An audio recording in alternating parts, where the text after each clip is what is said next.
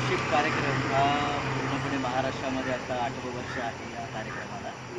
आणि या कार्यक्रमाच्या माध्यमातून तळातलं जे नेतृत्व आहे, जे गावामध्ये काम करणारे कार्यकर्ते, या कार्यकर्त्यांना त्यांच्या गावातल्या प्रश्नांवरती वाचा फोडण्यासाठी आणि त्याच माध्यमातून त्यांचं नेतृत्व पुढे आणण्यासाठी हा मुख्यतः कार्यक्रम आपण डिझाईन केलेला.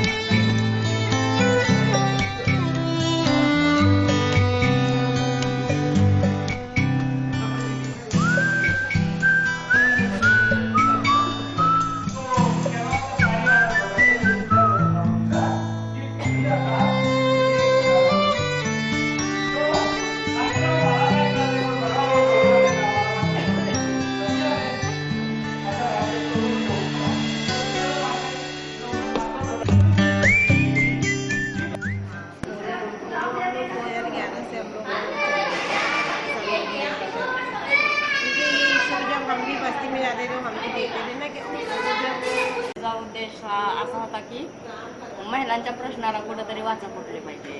वाचा फोडण्याचं काम केलं. 1200 ते 1300 महिला एकत्रित आल्या होत्या. असं एकंदरीत मराठवाडा विभागातून एकल महिलांचं प्रश्नावर काम चालू आहे. माझ्या संस्थेचं नाव आहे निर्धार सामाजिक चळवळ संस्था. माझं नाव सत्यमान सुंदर. मी गेल्या 10 वर्षापासून 2005 पासून ह्युमन राईट्सचं काम करत होते अगोदर, ज्याच्यामध्ये डोमेस्टिक व्हायलन्स हा मुख्य विषय होता आणि जेंडर इक्वॅलिटीवरती ते काम होतं.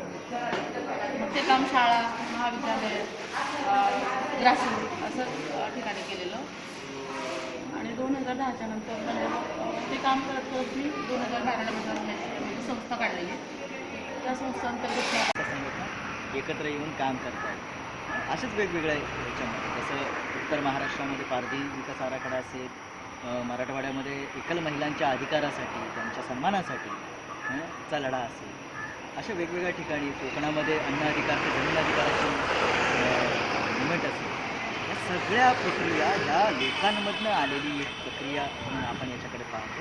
आणि आता या 8व्या वर्षामध्ये या कार्यक्रमाने एक वेगळं राज्यव्यापी असं एक स्वरूप घेतलेलं आहे. त्याच अनुषंगानं आता हे आजचं 4 दिवसाचं मानसिक आधार यासाठी आमचं मराठवाडा संघटन काम करते. आणि विधवा परिकरता महिला म्हणलं तर पूर्ण बंधनं आले त्यापेक्षा विधवा परिकरता एकल महिला तर खूपच त्या बंधनातून ती महिला कशी मुक्त करता येईल, तिचा प्रश्न तिचा तिनं स्वतः कसं सोडवता येईल, तिचं नेतृत्व तिनं कसं घडवता येईल, यासाठी आमच्या आटोकाट प्रयत्न चालू आहे. उधर काफ़ी धक्के खिलाते थे कि हमारे पास सुनने के बराबर है, हमारे पास ये संस्था एकत्र येईल तिथे एक वेगळी मुवमेंट उभी राहताना दिसते.